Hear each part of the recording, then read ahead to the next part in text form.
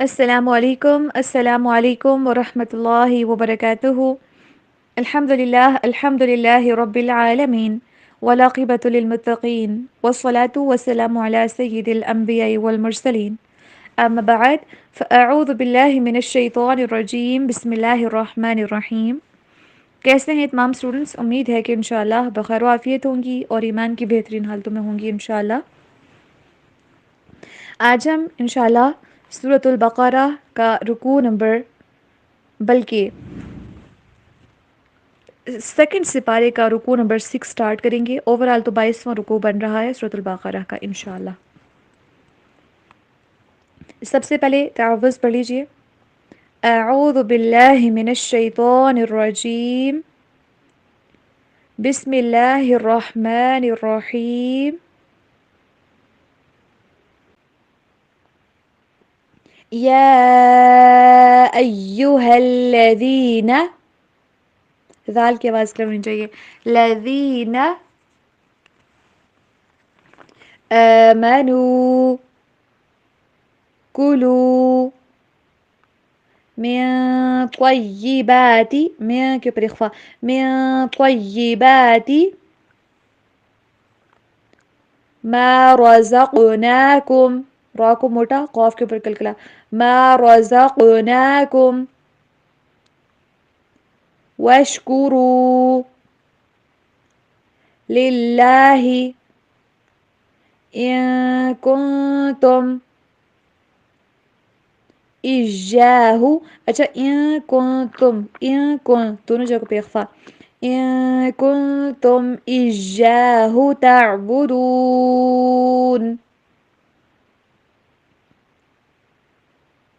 انما حرم علیکم المیتۃ والدم ولحم الخنزیر، خین کے اوپر بھی نون کے اوپر اخفا ہوگا، خنزیر وما اہل بہ لغیر اللہ فمن اضطر غیر باغ ولا عاد فلا اثم علیہ ان اللہ غفور رحیم. ان الذین، اسٹریس دینا ہے نون کے اوپر، ذال کی آواز کو زا کی طرح نہیں پڑے. ان الذین یکتمون ما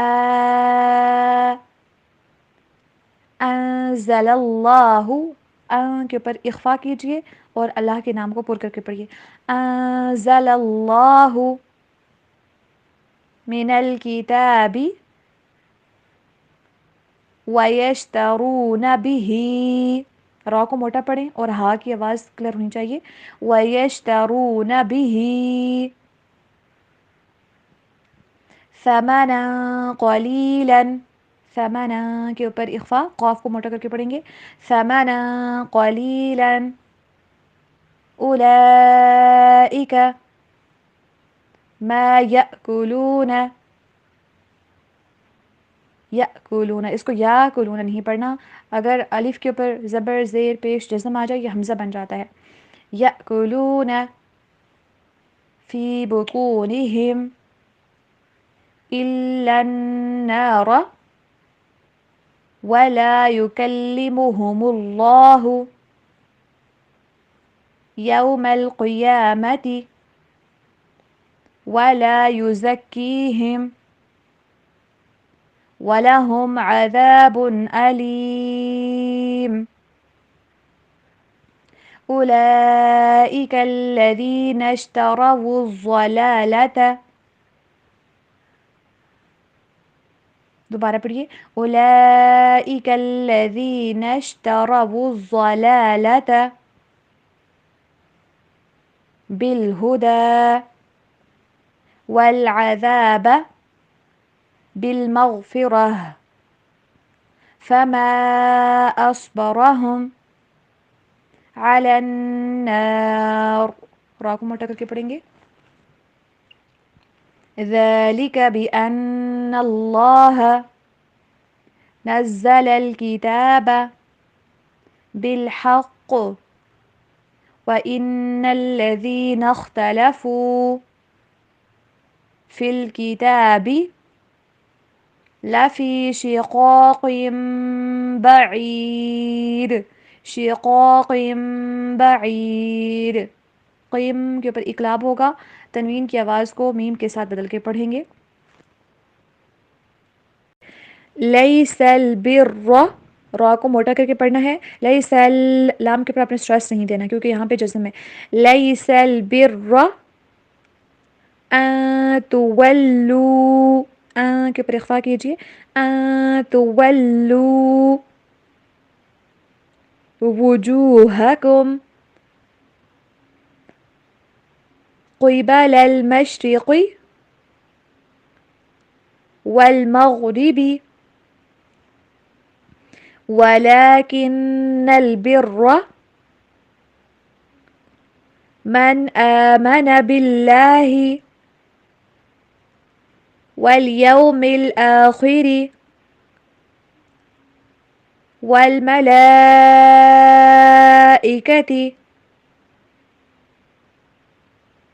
والكتاب والنبيين وآتى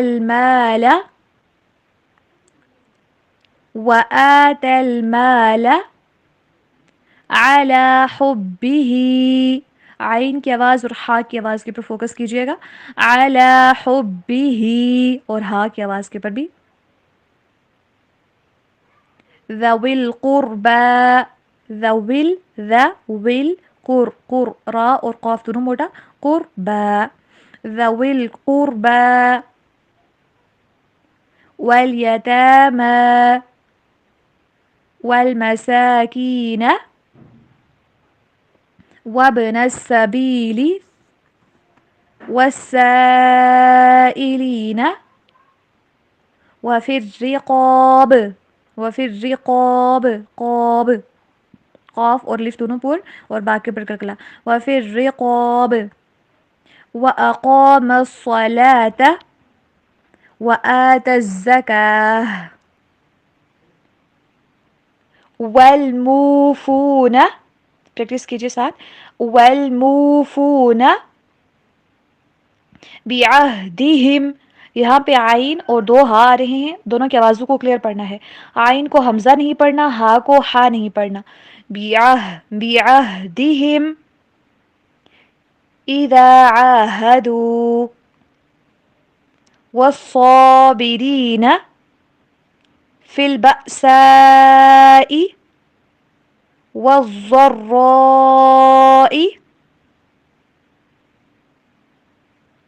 ضاد کو اور را کو موٹا پڑھیے. والضراء وحین البأس. بأس اس کو باس نہیں پڑھنا, بأس کاٹ پڑی ساؤنڈ. اولئک الذین صدقوا واولئک هم المتقون. یا ایہا الذین آمنوا کتیبہ. کو لمبا نہیں کرنا, با کو بھی لمبا نہیں کرنا. کتیبہ علیکم القصاص. علیکم القصاص. قاف صاد اور صاد تینوں موٹے پڑے جائیں گے. فی القتلى الحر. را کو موٹا کر کے پڑھیں گے. الحر بالحر. یہ را باریک ہو جائے گا دوسرا. بالحر والعبد با کے پر کسرہ. والعبد بالعبد والانثى. نون کے اوپر اخفا ہوگا. والانثى بالأنثى فمن عفي له من أخيه شيء اخفا ہوگا فاتباع بالمعروف وأداء إليه بإحسان ذلك تخفیف خواہ کو موٹا تخفیف من ربکم را کو موٹا کر کے پڑھنا ہے من ربکم ورحمہ آخر میں ہا کے آواز کلیئر ورحمہ فمن اعتدى بعد ذلك فله عذاب علیم وَلَكُمْ واؤ کے اوپر ہونٹوں کو گول کرنا ہے. انگلش میں دو ساؤنڈز ہوتی ہیں، ایک ہوتی ہے وی، ایک ہوتی ہے ڈبلیو. ہم اس کو ڈبلیو والی ساؤنڈ کے اوپر پڑھیں گے. وا پڑھیے وَلَكُمْ فِي الْقِصَاصِ قاف کو بھی موٹا، صاد کو بھی اور دوسرے صاد کو بھی. فِي الْقِصَاصِ دوبارہ ایسے پڑھیں، فِل کے اوپر زور نہیں دینا. فِي الْقِصَاصِ حیاتویں ہا کی آواز کر حیا نہیں پڑھنا بلکہ حیاتویں. اب یہاں پہ آپ کو واؤ چھوٹی سی نظر آ رہی ہوگی یا کے آگے، یہ یا پڑھی نہیں جاتی کیونکہ اس کے اوپر کوئی اعراب نہیں لگے ہوئے. ہم نے رولز اینڈ ریگولیشنز کے اندر یہ چیز دیکھی تھی، جس بھی حرف کے اوپر کوئی سائن نہیں ہوگا اس کے پھر اوپر پھر ساؤنڈ بھی کوئی نہیں ہوگی، یعنی کہ آواز بھی کوئی نہیں ہوگی. حیاتویں یا اولی الالباب لعلکم کم کے اوپر غنہ نہیں کرنا. تتقون کتیبہ با کو لمبا نہیں کرنا. کتیبہ علیکم یہ علیکم نہیں ہے، حمزہ نہیں عین علیکم. کتیبہ علیکم اذا حضر ضاد کو موٹا کر کے پڑھیں گے اور را کو بھی. حضر ذال کو بالکل نرمی سے اذا نہیں پڑھنا. ذال و سوری و نہیں بلکہ اذا حضر احدکم الموت ترک را کو موٹا ترک خیرا الوصیۃ خواہ کو موٹا خوئی پھر را کو بھی موٹا.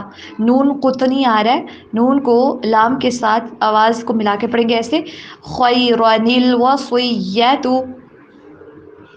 للوالدین والاقربین. قاف کو موٹا ساتھ میں قاف کے پر کلکلا آواز کو ہلائیں تھوڑے سا. والاقربین بالمعروف حقا قن کے اوپر غنہ نہیں کرنا. حقا ہا کی آواز بھی کلیئر. علی المتقین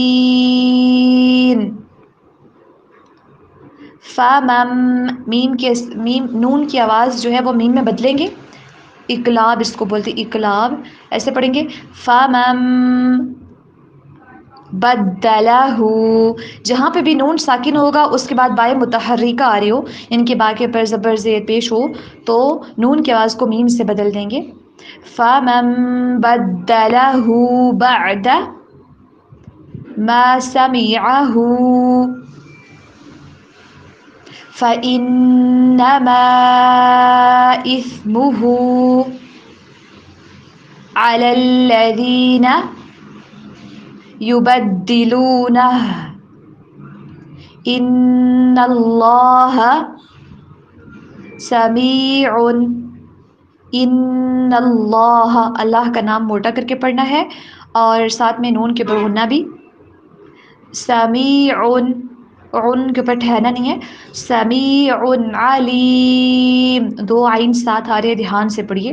سمیع علیم. فمن خاف، نون کے بعد حروف حلقی میں سے، نون ساکن کے بعد تنوین کے بعد حروف حلقی کتنے ہیں؟ 6. کون سے؟ حمزہ، ہا، عین، ہا، غین، خا. ان میں سے کوئی بھی حرف آئے اور یہ متحرک ہو تو تب ہم بالکل غنہ نہیں کریں گے، ٹھیک ہے؟ ایسے فمن خاف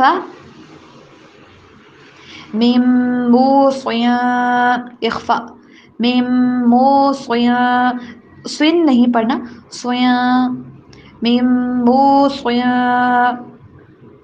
جنفن او اثما، نون کے پر تنوین کے پر اخفا، او اثما فاصلح، صاد کو موٹا کر کے پڑھیے. فاصلح، ہا کو بھی لمبا نہیں کرنا، ایسے نہیں پڑھنا فاصلح نہیں. فاصلح بینہم فلا اثم علیہ ان اللہ غفور الرحیم. غائن کو موٹا، غفور الرحیم. اب ہم دیکھیں گے انشاءاللہ تعالی ٹرانسلیشن. بسم اللہ الرحمن الرحیم.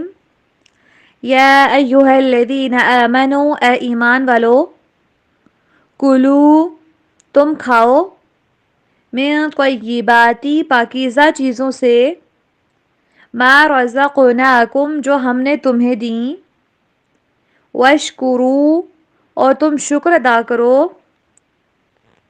للہ، اللہ کا، ان کنتم، اگر ہو تم، ایاہ، صرف اسی کی، تعبدون، عبادت کرتے، انما، سوائے اس کے نہیں، حرم، اس نے حرام کیا، علیکم المیتۃ، تم پر مردار، والدم، اور خون، ولحم الخنزیر، اور خنزیر کا گوشت، وما، اور وہ چیز، اہلا، پکارا جائے، بھی، جس پر، لغیر اللہ، غیر اللہ کا نام، فمن اضطر، پھر جو کوئی مجبور ہو جائے، غیر باغ، نہ بغاوت کرنے والا ہو، ولا عاد، اور نہ حد سے بڑھنے والا ہو، فلا اثم، تو نہیں کوئی گناہ، علیہ، اس پر، ان اللہ، بے شک اللہ تعالی،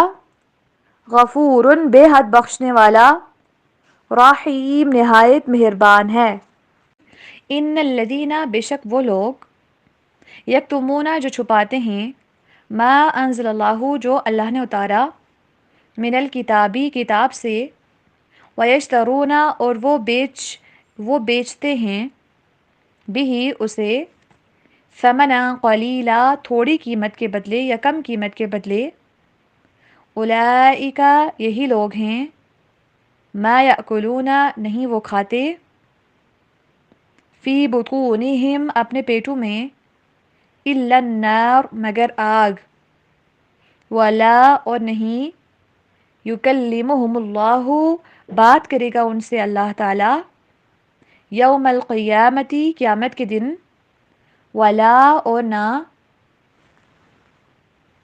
یزکیہم، وہ انہیں پاک کرے گا، ولہم، اور ان کے لیے، عذاب، عذاب ہے، علیم، دردناک، اولئک الذین، یہی وہ لوگ ہیں، اشتروا، جنہوں نے خرید لیا، الضلالۃ، گمراہی کو، بالہدیٰ، ہدایت کے بدلے، والعذاب، اور عذاب کو، بالمغفرہ، بخشش کے بدلے، فما اصبرہم، پھر کس قدر وہ صبر کرنے والے ہیں، علی النار، آگ پر، ذالک، یہ اس وجہ سے ہے، بأن اللہ، کہ بے شک اللہ تعالی نے، نزل الکتاب، اتاری ہے کتاب، بالحق، حق کے ساتھ، وَإِنَّ الَّذِينَ اور بے شک وہ لوگ اختلفوا جنہوں نے اختلاف کیا فی الکتابی کتاب میں لفی شقاق بعید یقیناً دور کی مخالفت میں ہیں لیسا نہیں ہے البرا نیکی یا لیس البرا نیکی یہ نہیں ان تولو کہ تم پھیر لو وجوہکم اپنے چہروں کو قبل المشرقی مشرق کی طرف والمغربی اور مغرب کی طرف ولیکن البر اور لیکن نیکی یہ ہے من آمنا جو ایمان لائے باللہ اللہ پر والیوم الآخری اور آخرت کے دن پر والملائکتی اور فرشتوں پر والکتابی اور کتابوں پر والنبیین اور نبیوں پر وآت المال اور وہ دے مال علی حبہ اس کی محبت کے باوجود ذوی القربى رشتہ داروں کو والیتامی اور یتیموں کو والمساکین اور مسکینوں کو وابن السبیل اور مسافروں کو والسائلین اور سوال کرنے والوں کو وفی الرقاب اور گردنیں چھڑانے میں واقام الصلاة اور وہ نماز قائم کرے یا واقام الصلاة اور وہ قائم کرے نماز وآت الزکاة اور وہ ادا کرے زکوٰۃ والموفون اور وہ پورا کرنے والے ہیں بعہدہم اپنے عہد کو یا اپنے وعدوں کو اذا جب عاہدوا وہ عہد کریں والصابرین اور صبر کرنے والے ہیں فی البأساء تنگی میں یا تنگ دستی میں والضراء اور تکلیف میں وحین البأس اور لڑائی کے وقت اولئک الذین یہی وہ لوگ ہیں صدقوا جنہوں نے سچ کہا واولئک اور یہی لوگ ہم المتقون پرہیزگار ہیں یا ایہا الذین آمنوا اے ایمان والو کتبہ فرض کیا گیا ہے علیکم تم پر القصاص قصاص فی القتلی مقتولوں کے بارے میں یا مقتولوں میں الحر آزاد بریکٹ میں لکھیے قتل کیا جائے گا بالحر آزاد کے بدلے والعبد اور غلام بریکٹ میں قتل کیا جائے گا بالعبد غلام کے بدلے میں والانثی اور عورت قتل کی جائے گی بالانثی عورت کے بدلے میں فمن پھر جو شخص عفیا معاف کر دیا لہو اسے من اخیہ اس کے بھائی کی طرف سے یا اس کے بھائی نے شیء کچھ فاتباع تو پیروی کرنا ہے بالمعروف اچھے طریقے سے واداء اور ادا کرنا ہے الیہ اس کی طرف باحسان اچھے طریقے سے ذالک یہ تخفیف آسانی ہے من ربکم تمہارے رب کی طرف سے ورحمہ اور ایک مہربانی ہے فمن اعتدی پھر جو کوئی زیادتی کرے بعد ذالک اس کے بعد فلہ تو اس کے لیے عذاب علیم دردناک عذاب ہے وَلَكُمْ اور تمہارے لیے فی القصاص بدلہ لینے میں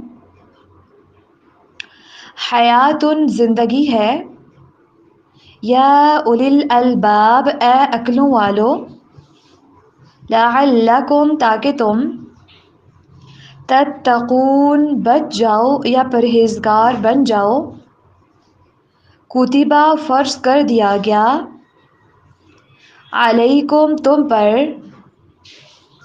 اذا حضر جب آئے،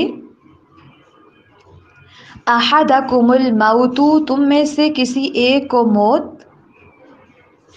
یا تراکا اگر وہ چھوڑ جائے، خیرا کوئی مال، الوصیتو تو وصیت کرنا ہے، للوالدین والدین کے لیے، والاقربین اور رشتہ داروں کے لیے، بالمعروفی اچھے طریقے سے، حقاً یہ لازم ہے، علی المتقین پرہیزگاروں پر،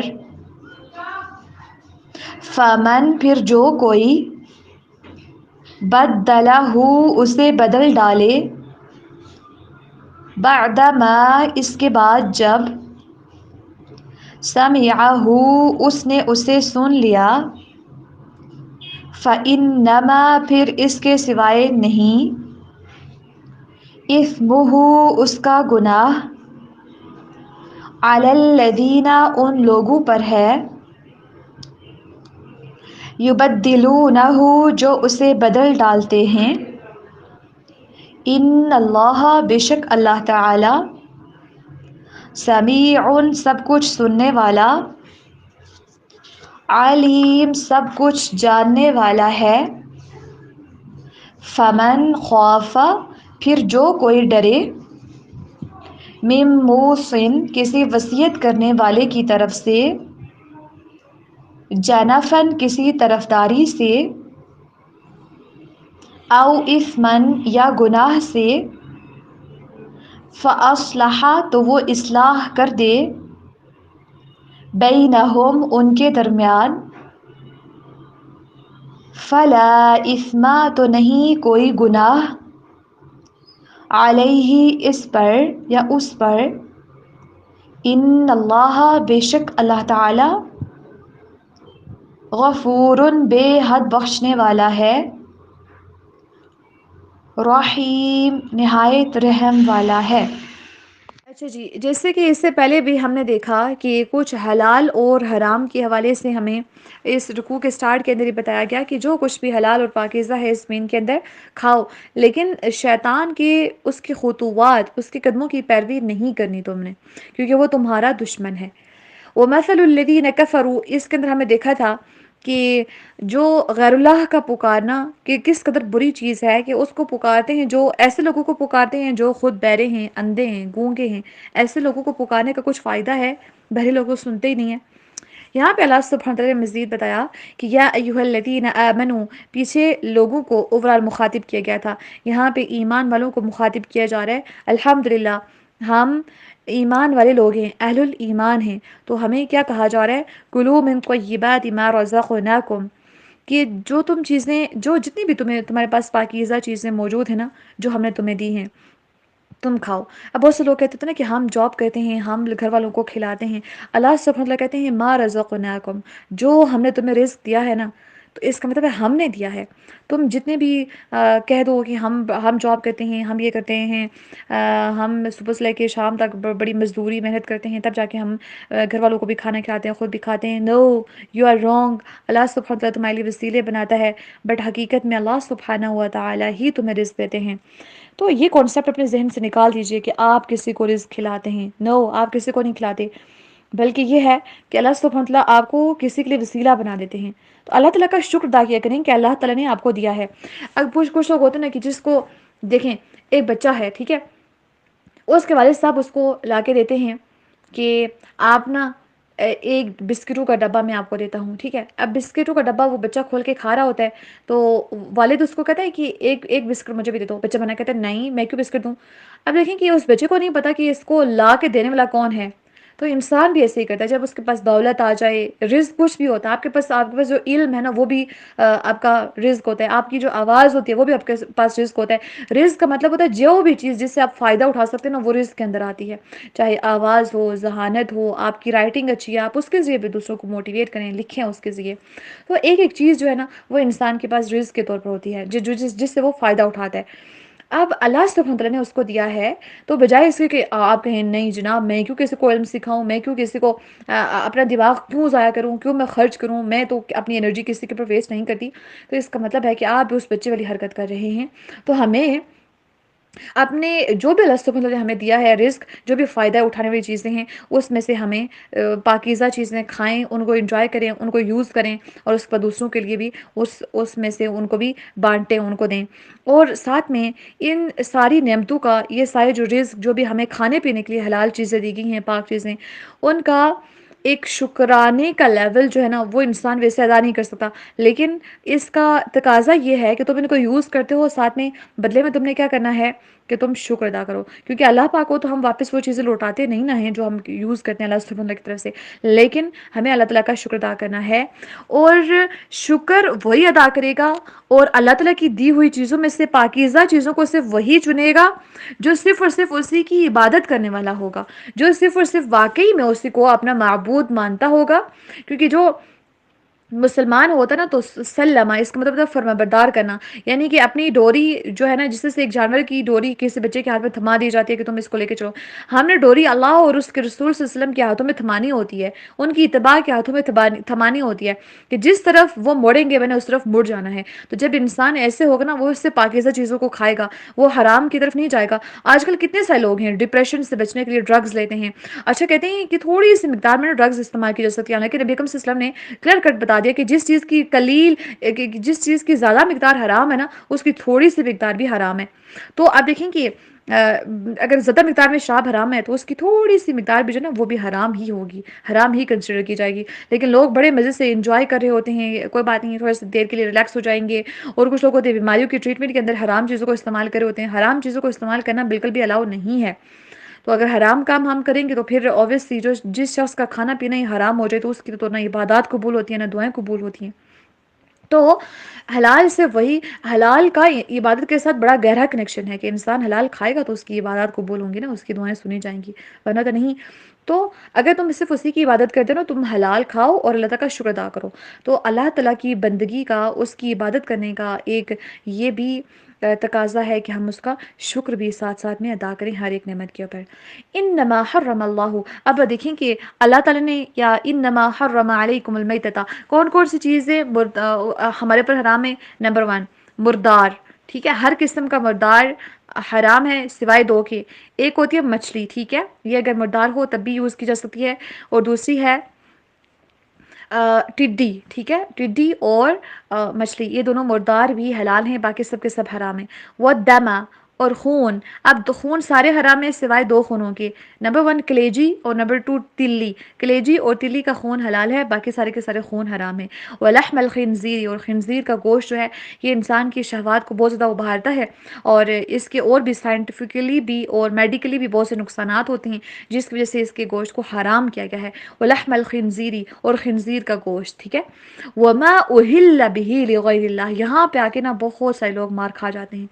وہ چیز جس پر پکارا گیا ہو غیر اللہ کا نام، آپ اگر جمعرات کے کھانے پکا کے کسی کو دے رہے ہیں، آپ مزاروں کے اوپر جا کے چڑھاوے چڑھا رہے ہیں، کسی اور کے نام کی منتیں آپ مان رہے ہیں، اور اس کے اوپر آپ لوگوں کو پکا پکا کے کھلا رہے ہیں، اور آپ بڑے مزے سے انجوائے کر کے کھا رہے ہیں کہ اچھا جی فلاں کے گھر سے جمعرات کا کھانا آیا ہے، فلاں کے گھر سے 12ویں 13ویں 15ویں 40ویں اس کا کھانا آیا ہے۔ یاد رکھیں جس کے اوپر اللہ کے نام کے علاوہ کا نام پکارا گیا ہو تو وہ حرام ہوتا ہے، وہ کھانا جائز نہیں ہوتا۔ اگر آپ کھائیں گے تو حرام آپ نے کھا لیا، اور حرام کے کنسیکوینسز پھر انسان کی باڈی کے اندر رہتے ہیں۔ تو آپ نے اپنی زندگی کے اندر اس چیز کو عہد کر لیں کہ جس چیز کے اوپر بھی غیر اللہ کا نام پکارا گیا ہوگا نا، بے شک میری بیسٹ فرینڈ ہی مجھے دے رہی ہو، تو تب بھی آپ نے اس سے لینا نہیں ہے اور نہ ہی کھانا ہے۔ اپنی زندگی کے اندر اس چیز کو آپ نے آج سے ہی شامل کر لیجئے۔ غیر اللہ کے نام کے اوپر پکائے گئے کھانے، غیر اللہ کے نام کے اوپر بانٹی گئی چیزیں، غیر اللہ کے نام کے اوپر ذبح کیے گئے جانور، سب کے سب اپنے اوپر حرام کر دیں، کیونکہ اللہ نے تو ہم سب کے اوپر ان کو حرام کر دیا ہے۔ لیکن بہت سے لوگ ہوتے ہیں جو اس کو اپنے اوپر حلال کیے بیٹھے ہیں اور حرام کھا رہے ہیں، اور ساتھ میں ایمان کے دعوے بھی کر رہے ہیں کہ ہم نمازیں بھی پڑھتے ہیں، ہم روزے بھی رکھتے ہیں۔ تو اپنے آپ کو حرام سے بچانے کی ضرورت ہے۔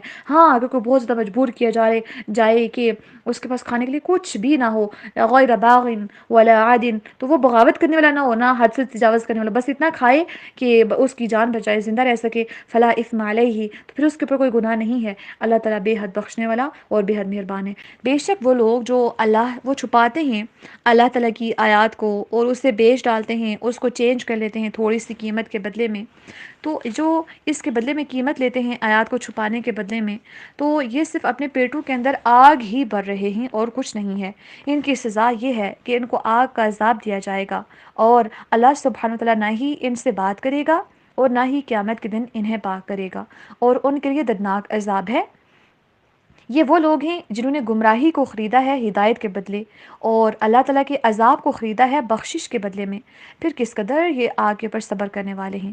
ان کے اوپر یہ عذاب اس لیے ہے، اللہ کی ناراضی اس لیے ہے، کیونکہ اللہ تعالیٰ نے جو حق کے ساتھ کتاب اتاری تھی نا، انہوں نے اختلاف کیا تھا اس میں، اس کو چھپایا تھا، اللہ تعالیٰ کے احکامات کو چھپانے کی کوشش کی تھی۔ تو یقیناً جو لوگ بھی اللہ تعالیٰ کی کتاب کے اندر اختلاف کرتے ہیں وہ بہت دور کی مخالفت کے اندر ہوتے ہیں۔ حق کو چھپانا، گواہی کو چھپانا، یہ کبیرہ گناہوں میں سے آتا ہے۔ جب ہمیں پتہ ہو کہ فلاں چیز حق ہے اور واضح ہو چکا ہو حق، تو پھر ہمیں اس کے اندر اس کو دوسروں تک پہنچانے کے اندر ذرا بھی سستی سے کام نہیں لینا چاہیے، یا ہم کہیں کہ اگر میں نے اس کو بتا دیا تو شاید وہ مجھ سے ناراض ہو جائے۔ لوگوں کے خوف سے ہم نے حق کو چھپانا نہیں ہے، یا کسی کی محبت میں آ کے حق کو چھپانا نہیں ہے۔ اس قدر دوستی کسی سے نہ ہو کہ وہ ہمیں حق بات کہنے سے بھی روک دے، اور کسی کی دشمنی بھی ہمیں اس بات کے اوپر نہ ابھارے کہ ہم حق بات کہنا چھوڑ دیں۔ ہر حال میں حق بات کہنی ہے، حق کو بالکل بھی چھپانا نہیں ہے۔ اب وہ لوگ کس سے حق کو چھپایا کرتے تھے، نبی اکرم صلی اللہ علیہ وسلم کی صفات کو چھپا دیا، احکامات کو وہ احکامات جو کہ ان کی طبیعت کے خلاف ہوتے تھے نا، ان کو بھی وہ چھپا دیا کرتے تھے، پھر ان کے بدلے میں قیمت کو وصول کیا کرتے تھے۔ بیسیکلی یہ جو قیمت تھی یہ اپنے جہنم کی آگ کو اپنے پیٹوں کے اندر بھرنے کے مترادف تھی۔ تو اب اللہ سبحانہ تعالیٰ نے ان کو کس قدر وعید سنائی ہے کہ جو لوگ حق کو چھپاتے ہیں، نبی اکرم صلی اللہ علیہ وسلم کے صفات کا انکار کرتے ہیں، یا جو بھی اللہ تعالیٰ نے حق اتارا ہے قرآن کی صورت میں، احادیث کی صورت میں، وحی کی صورت میں، اگر اس کو چھپایا جائے تو صرف ان کے لیے یہ سزا نہیں ہے بلکہ ہمارے لیے بھی ویسی ہی سزا ہے۔ چاہے تورات ہو وہ حق کے ساتھ اتری ہے، چاہے قرآن ہو یہ بھی حق کے ساتھ اترا ہے۔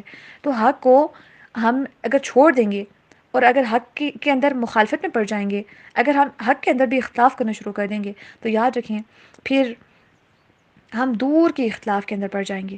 اب قرآن جو ہے نا، ہم جب پڑھتے ہیں تو ہم کہتے ہیں یار نہیں، تو وہ پرانے لوگوں کی باتیں ہیں، تو اب اس کے بارے میں ہمیں کیا ہے، اب ہمیں ویسے عذاب نہیں آ سکتا۔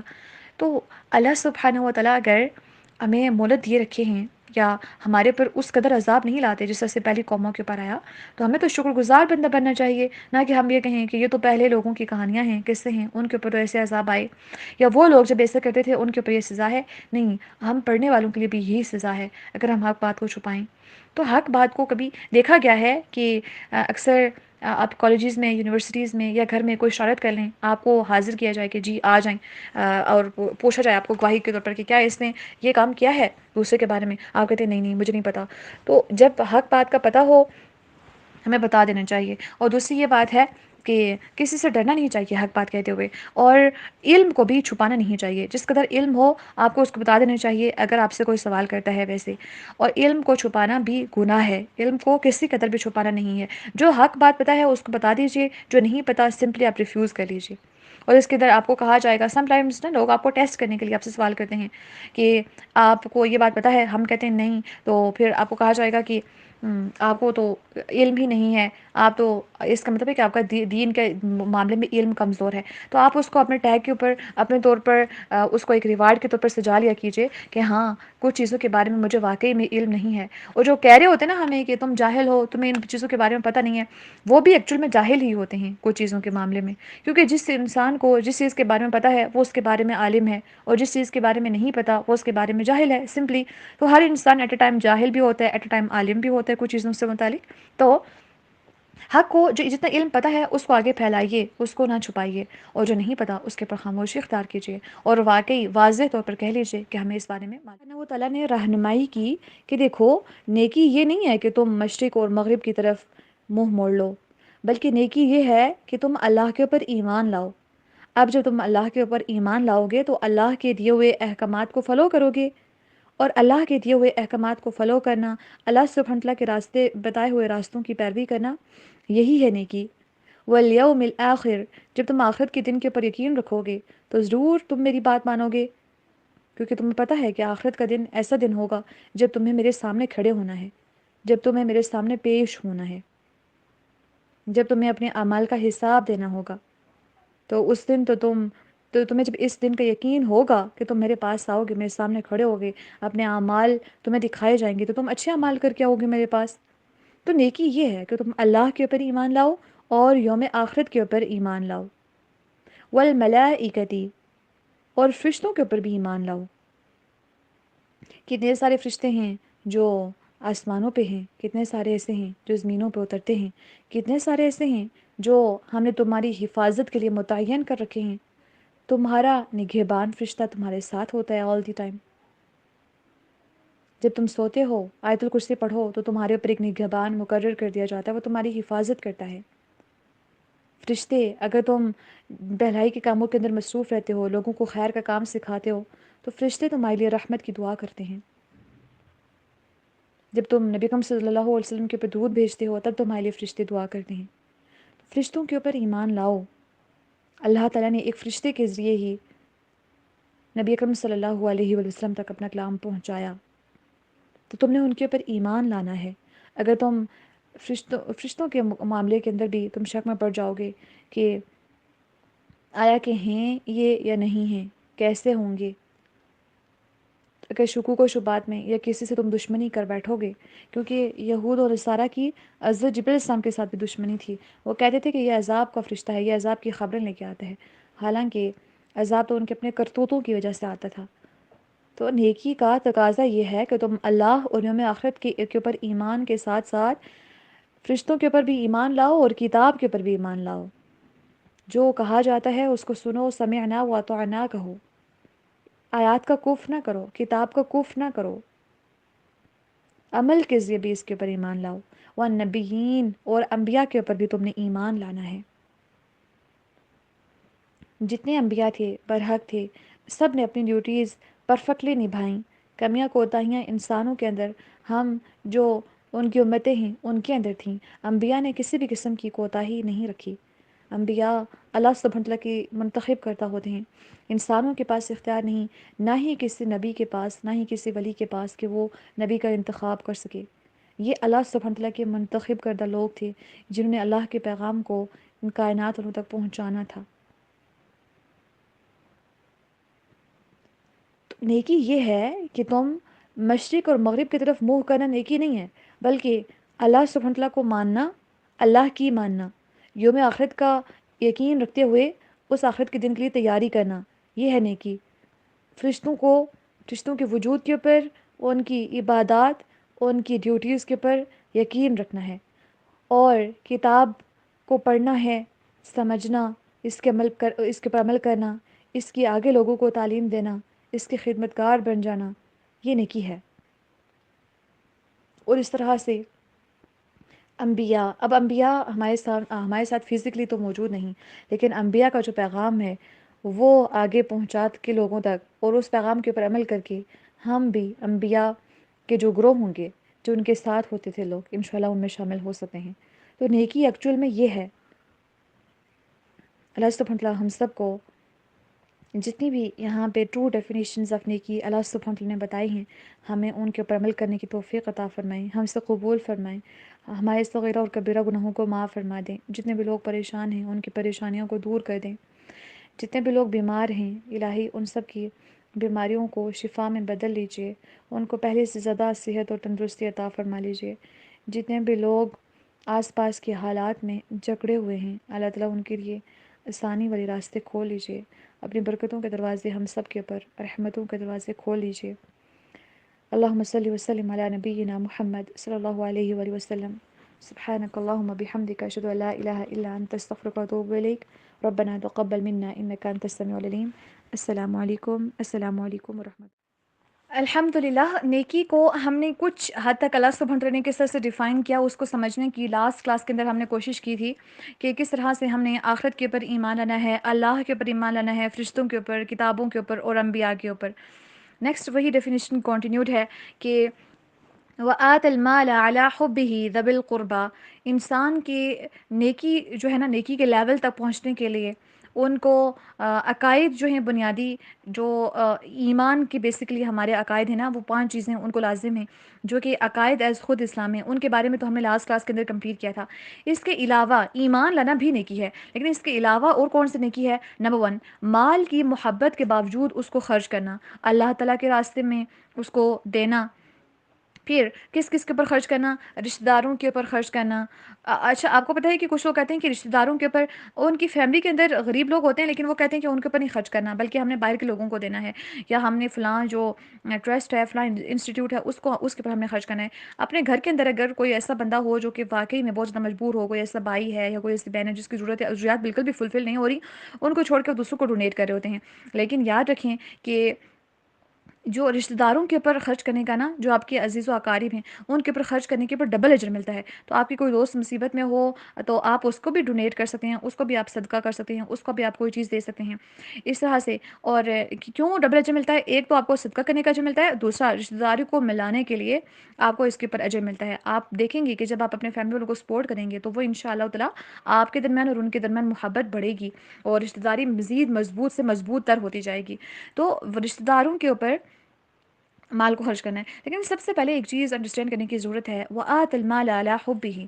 کوئی انسان یہ دعویٰ کرے کہ میرے دل میں مال کی بالکل محبت نہیں ہے تو وہ جھوٹا ہے۔ کیوں؟ کیونکہ انسان کے دل کے اندر، ہر ایک انسان کے دل کے اندر مال کی محبت ہوتی ہے، ہاں، لیکن وہ چاہے وہ محبت کو، اس محبت کو پرائرٹی دے یا آخرت کو پرائرٹی دے کے اسی مال کو اللہ سبحانہ وتعالیٰ کی محبت میں آ کر اس کو خرچ کر دے اللہ کے راستے میں، یہ اس کے اوپر ڈیپینڈ کرتا ہے۔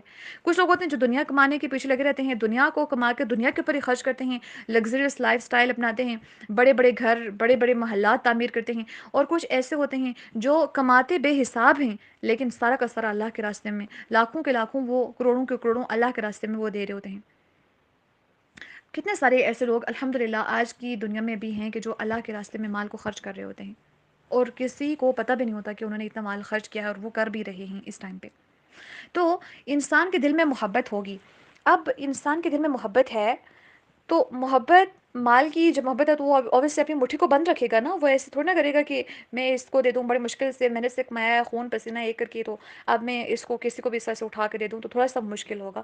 سب سے پہلے ایک چیز کو انڈرسٹینڈ کیجئے کہ جب آپ کے سپوز کریں کہ آپ کے والد صاحب آپ کو ایک بسکٹوں کا ڈبہ لا کے دیتے ہیں یا ایک ٹافی لا کے دیتے ہیں، بسکٹوں کا ڈبہ لے لیتے ہیں، ٹھیک ہے، آپ جب اس کو کھول کے کھانے لگتے ہیں بسکٹوں کو، کہتے ہیں کہ بیٹا ایک بسکٹ مجھے بھی دے دو، آپ کہتے ہیں نہیں میں کیوں دوں، کیونکہ میرا ہے، میں نہیں دیتی اپنے بسکٹس، ایسے ہی کرتے ہیں نا بچوں کی طرح۔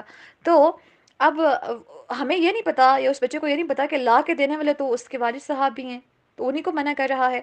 تو جب ہمیں یہ پتا ہوگا کہ یہ مال اللہ کا ہے، میں اللہ کی ہوں، جو جن ذریعوں سے آیا ہے وہ سب کے سب اللہ تعالیٰ کے پرووائڈ کرتا ہے، کیونکہ اللہ سبحانہ فرماتے ہیں نحن نرزقکم و ایاہم، کہ ہم ہی تمہیں بھی رزق دیتے ہیں اور انہیں بھی۔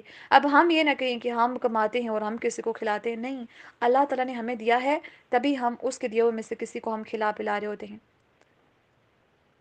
تو سب سے پہلے یہ کنسیپٹ ہو کہ یہ رزق اللہ تعالیٰ کی طرف سے ہے۔ اگر اللہ تعالیٰ کے اوپر انسان کا توکل ہوگا نا، تو وہ تو پھر اللہ سبحانہ وتعالیٰ ایسے ایسے ذریعوں سے انسان کو رزق دیتے ہیں کہ انسان گمان بھی نہیں کرتا کہ یہاں سے مجھے رزق مل سکتا ہے۔ تو سب سے پہلے اللہ کے اوپر توکل مضبوط ہو۔ نمبر 2 یہ ہو کہ اللہ تعالیٰ کا دیا ہوا مال ہے، اللہ تعالیٰ کی دی ہوئی صحت ہے، اللہ کی دی ہوئی انرجی ہے، اللہ سبحانہ وتعالیٰ کی دی ہوئی آواز ہے، اللہ سبحانہ وتعالیٰ کا دیا ہوا جسم ہے، اللہ سبحانہ وتعالیٰ کا دیا ہوا مال ہے، میں نے اس کی محبت کے باوجود اس کو خرچ کرنا ہے۔ مال کے اندر آپ کی یہ تمام چیزیں آتی ہیں جن سے آپ فائدہ اٹھا سکتے ہیں نا، آپ ان کو دیں اللہ کے راستے میں۔ بے شک آپ کے پاس ایک قلم ہے، وہ بھی آپ کی ملکیت میں، آپ اس کو دے دیجئے۔ ایک ڈریس ہے، آپ اس کو دے دیجئے۔ ایک کھجور ہے، آپ اس کو دے دیجئے۔ ایک پن جو ہوتی ہے نا حجاب کرنے کے لیے چاہیے ہوتی ہے، وہ بھی آپ ایک پنوں کا جو ہوتا ہے چھوٹا سا باکس لے کے، آپ کو پتہ ہے کہ میری جو فلاں سسٹر ہیں حجاب کرتی ہے، میری فلاں دوست حجاب کرتی ہے، اس کو پنوں کی ضرورت پڑتی ہے، آپ اس کو گفٹ کر لیجئے، ایک پنوں کا چھوٹا سا جو ایک پیکٹ سا ملتا ہے وہ لے کے، یا جیسی ایک پتا سا ملتا ہے آپ وہ لے کے گفٹ کر سکتی ہیں۔ تو اللہ کے راستے میں مال کو دینا ہے اس کی محبت کے باوجود بھی۔ پھر اور دوسرا یہ ہے کہ دیکھنا ہے کہ میں اپنی خواہشات کے اوپر اگر میں بات آئے نا کہ میں نے یہ خریدنا ہے، تو اس ٹائم پہ میری ایک دم سے مٹھی کھل جاتی ہے، میں ایک دم سے نا فوراً سے جتنے پیسے ہوتے ہیں نکال دیتی ہوں کہ میری خواہش پوری ہو رہی ہے۔ اور اسی کے کمپیریزن میں دیکھا کریں کہ جب اللہ کے راستے میں مجھے دینے کی باری آتی ہے، کیا میں اسی قدر خوشی کے ساتھ دیتی ہوں؟ اگر نہیں تو ان دونوں کو برابر کیجیے، یا پھر کوشش کریں کہ جو اللہ کے راستے والا میں خرچ کرنے والا ہے نا وہ زیادہ ہو۔ اب کس کس کے اوپر خرچ کرنا ہے؟ نمبر 1 اپنے جو رشتہ دار ہیں ان کے اوپر، اور پھر اس کے بعد دوسرا یتیموں کے اوپر خرچ کرنا ہے۔ اگر آپ دیکھتے ہیں کہ ہماری فیملی میں کوئی بھی مشغلہ سے ایسا نہیں ہے کہ جس کے اوپر خرچ کیا جائے، تو پھر اس کے بعد کس کے اوپر خرچ کرنا ہے؟ یتیموں کے اوپر۔ نبی اکرم صلی اللہ علیہ وسلم نے فرمایا کہ بلوغت کے بعد یتیمی نہیں رہتی، تو جو شخص بالغ ہو جائے اس پہ نہیں، بلکہ جو اس سے جو چھوٹی عمر کا ہوگا اس کے اوپر خرچ کیا جائے گا۔ اور اس کے بعد یہ ہے کہ مساکین کے اوپر، اب مسکین کون ہوتا ہے؟ جس کے پاس اتنا نہ ہو کہ وہ اپنی ضرورت کو پورا کر سکے۔ ہمارے یہاں مسکین اس کو سمجھا جاتا ہے جو روڈ کے اوپر، چوک کے اوپر، مساجد کے باہر بیٹھ کے جو مانگتے ہیں نا، لوگوں کے کپڑے پکڑ پکڑ کے ان کو کہتے ہیں کہ ہمیں دے دیں، چادریں پکڑ پکڑ کے مانگ رہے ہوتے ہیں۔ مسکین وہ ہوتے ہیں جو اتنا کماتے نہیں ہیں، جن کے پاس اتنا نہیں ہے کہ وہ آسانی کے ساتھ گزر بسر کر سکیں۔ اب آپ دیکھتے ہیں کہ کسی کی انکم ہے صرف 30,000 پہ، اور 30,000 میں اس نے 6 بچوں کو سنبھالنا ہے، گھر کے کرائے وغیرہ دینے ہیں، تو وہ صدقے کا مستحق ٹھہرے گا۔ اسی طرح سے آپ کی کوئی بہن ہاسٹل میں ہے، تو یا پھر کوئی ایسی ہیں جو کہ کسی جگہ پہ رہ رہی ہیں لیکن ان کا کوئی اور کمانے والا نہیں ہے، تھوڑی سی انکم ہے لیکن اس کی وجہ سے ان کی ضروریات مکمل طور پر پوری نہیں ہو سکتی، وہ سفید پوشیں مانگ بھی نہیں سکتی، بیسیکلی وہ مسکین ہیں، ان کے اوپر آپ کو خرچ کرنا چاہیے۔ ہم کہتے ہیں کہ یار یہ تو 5-10 ہزار روپے منتھلی کما لیتا ہے، یہ تو مزدور ہے، یہ تو اپنی محنت سے کما لیتا ہے، اس کے اوپر خرچ کرنے کی کیا ضرورت ہے؟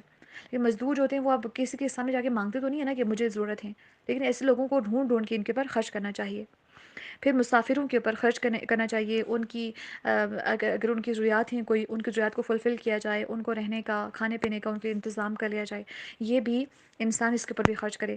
پھر اس کے بعد مانگنے والے، اب جو اللہ کے نام کے اوپر مانگے نا، نبی اکرم صلی اللہ علیہ وسلم نے فرمایا کہ تو پھر اسے دے دو، یعنی کہ جو اللہ کے نام کے اوپر مانگے اسے دو۔ تو کچھ جو ہے تھوڑی بہت ہی چیز آپ نے کسی سائل اگر کوئی مانگنے والا آ گیا ہے اس کو دے دیجیے، لیکن یاد رکھیں کہ ہمیشہ ان کو دیں جو واقعی میں مجبور ہوتے ہیں۔ اور آپ کو پتہ ہے کہ مانگنا کوئی اچھی بات نہیں ہے۔ جو شخص مانگ کے کھاتا ہے نا، قیامت کے دن جن لوگوں سے اس نے مانگ کے کھایا ہوگا، وہ ان کے جسم سے گوشت کو نوچ لیں گے اور صرف اس کی ہڈیاں باقی رہ جائیں گی۔ اللہ اکبر! سوال کرنا کتنا سنگین جرم ہے کسی سے۔ تو کوشش کیا کریں کہ اپنی ضروریات کو صرف اللہ کے سامنے رکھا کریں۔ ہاں، بہت اگر ضرورت پڑ جاتی ہے کسی کی تو دوسروں کے سامنے دوسروں کو، آپ اپنے پیرنٹس کو یا آس پاس کے لوگوں کو آپ کہہ سکتے ہیں کہ فلاں چیز کی ضرورت ہے۔ کوشش کریں کہ آپ کو سوال کرنے کی یا بار بار مانگنے کی عادت نہ پڑ جائے۔ گھر کے اندر رہتے ہوئے تو آپ کو اوبیسلی آپ کی ضروریات جو ہوتی ہیں وہ جو آپ کا کفیل ہے، جس کی آپ کفالت کے اندر ہے، وہ آپ کی پوری کریں گے، لیکن کچھ لوگوں کا یہ شیوا ہوتا ہے کہ وہ دوسروں سے بھی ہمیشہ مانگتے رہتے ہیں۔ ڈریس 3-4 ہیں، یار مجھے چوتھا بھی دے دو، پلیز دے دو مجھے، میرے پاس نا 3-4 رجسٹر ہیں، 5واں بھی چاہیے، پلیز مجھے دے دو، یار مجھے یہ چیز بہت اچھی لگ رہی ہے، پینسل تو مجھے یہ دے دو، یہ والا رویہ۔ پھر گردنوں کو چھڑانے کے اندر یا کسی مجرم کو جو کوئی کسی کی قید کے اندر ہے اس کو رہا کرنے میں پیسہ لگا دیں۔ حدیث میں آتا ہے کہ جو کسی غلام کو آزاد کرواتا ہے تو اس کے ہر عضو کے بدلے میں اسے جنت دی جاتی ہے، حتیٰ کہ اس کی شرمگاہ کے بدلے میں بھی۔ ماشاء اللہ، اللہ اکبر! کتنا بڑا عمل ہے۔ اور اس کے بعد نماز قائم کرنا، نماز قائم کرنے کے اندر ہمیں پتہ ہے کہ خشوع خضوع کے ساتھ نماز پڑھنا، بر وقت نماز پڑھنا، با جماعت نماز پڑھنا، نماز کے اراکین کو مکمل طور پر ادا کرنا، اور اس کے بعد نماز کو مکمل اطمینان کے ساتھ پڑھنا۔ پھر زکوٰۃ کو ادا کرنا۔ یہ باقی جو پیچھے بات ہو رہی تھی وہ نفلی صدقہ تھا، یہاں پہ آگے بات ہو رہی ہے فرضی صدقہ۔ تو اس کو، کیونکہ ہمیں پتہ ہے کہ زکوٰۃ ادا کرنے کی وجہ سے مال بڑھتا ہے اور انسان کا مال پاک بھی ہوتا ہے، تو جن لوگوں کے گھروں کے اندر سونا وغیرہ ہو، زیور وغیرہ رکھا ہو، یا ایسی مالیت کی کوئی بہت بڑی مالیت کی کوئی چیز ہو نا جس پر زکوٰۃ لگ سکتی ہے، تو ان کو آپ سب بتائیے، ان کو گائیڈ کیجیے، بلکہ خود اگر آپ کے پاس پیسہ ہو تو خود کو بھی بتائیے کہ اچھا اللہ تعالیٰ کے راستے میں ابھی یہ ادا کرنے کا ٹائم ہو چکا ہے، زکوٰۃ اس کو دیں، تاکہ آپ کا مال بھی پاک ہو جائے اور آپ کو مزید اللہ سبحانہ وتعالیٰ بڑھا چڑھا کر بھی انشاءاللہ تعالیٰ نوازیں گے۔ اور زکوٰۃ والا کا نصاب پتہ کرنے کے لیے آپ علماء کرام سے پوچھ سکتے ہیں، اس طرح سے آپ ادا کر سکتے ہیں۔ یہ ہے ٹرو ڈیفینیشن آف نیکی، کہ انسان اپنے مال کو اس کی محبت کے باوجود دے دے۔ جو آپ کو لیز سب سے اچھا، مجھے لیز اچھے لگتے ہیں نا تو میں کھاتے رہتی ہوں، جو لیز سب سے آپ کو اچھا لگتا ہے آپ کسی کو دے دیجیے اللہ کی محبت میں۔ اللہ اکبر! چھوٹی سی چیز نا، آپ اگر ایک نوالا آپ کو اچھا لگ رہا ہے، جو آپ کو لگتا ہے کہ آج مجھے یہ والا نوالا کھانا ہے، مجھے یہ کھانا کھانا ہے اور اس میں سے یہ والی بائٹ لینی ہے، آپ وہی کسی کے سامنے کر لیجیے کہ وہ کھا لے۔ چھوٹی چھوٹی سی جب باتوں کے اوپر ہم نیکی کرنے کی کوشش کریں گے، پھر تو بڑی نیکی کے کرنے کے قابل ہو جائیں گے، پھر بڑے لیول کے اوپر ہم سے قربانیاں جب لی جائیں گی تو ہم اس کے لیے تیار ہوں گے. ہم ایک دم سے ہمیں دھچکنے لگے گا کہ ہمارے ساتھ یہ کیا ہو چکا ہے. پھر اسپیشلی اپنے رشتہ داروں کو اگر کچھ نہیں دے سکتے نا، ان کے ساتھ اچھی لحاظ سے ہم بات ہی کر لیں اتنا ہی کافی ہے. ان کو تسلی کے الفاظ کچھ بول دیں، یتیموں کا، مسکینوں کا، مسافروں کا، اور سوال کرنے والوں کا، اور جو غلام لوگ ہیں، جو قیدی ہیں، ان کا ہم نے خاص خیال رکھنا ہے انشاءاللہ. اور نماز قائم کرنی ہے اور زکوٰۃ ادا کرنی ہے. یہ ہے نیکی، ایکچوئل میں نیکی. اللہ تعالیٰ ہم سب کو نیکی کو کرنے کی توفیق عطا فرمائیں. اللہ تعالیٰ ہم سے قبول فرمائیں. اللہ تعالیٰ ہماری صغیرہ اور کبیرہ گناہوں کو معاف فرما دیں. اللہ سبحانہ وتعالیٰ ہم سب پر اپنا خاص کرم فرما دیں، اپنا خاص رحم فرما دیں. اللہ سبحانہ وتعالیٰ ہم سب سے قبول فرما لیں. اللہ سبحانہ وتعالیٰ جتنے بھی لوگ پریشان ہیں ان کی پریشانیوں کو دور فرما دیں. اللہ تعالیٰ ہمیں بار بار اپنی مغفرت سے نوازیں. اللہ تعالیٰ ہمیں دن میں کروڑوں بار ہمیں معاف فرما دیں. ہم بے حد گناہ گار ہیں. اللہ تعالیٰ ہمارے سارے گناہوں کو بخش دیں. الہی ہم جب یہاں سے اٹھیں تو اس حالت میں اٹھائیے گا کہ یا الہی ہمارے نام اعمال میں کوئی بھی برائی نہ ہو، کوئی بھی گناہ نہ ہو. سارے گناہوں کو نیکیوں کے ساتھ بدل دیجیے. الہی ہمارے اعمال بہت تھوڑے ہیں، ان اعمال کے ساتھ ہم ہمیشہ ہمیشہ کی زندگی کو کیسے انجوائے کر سکتے ہیں.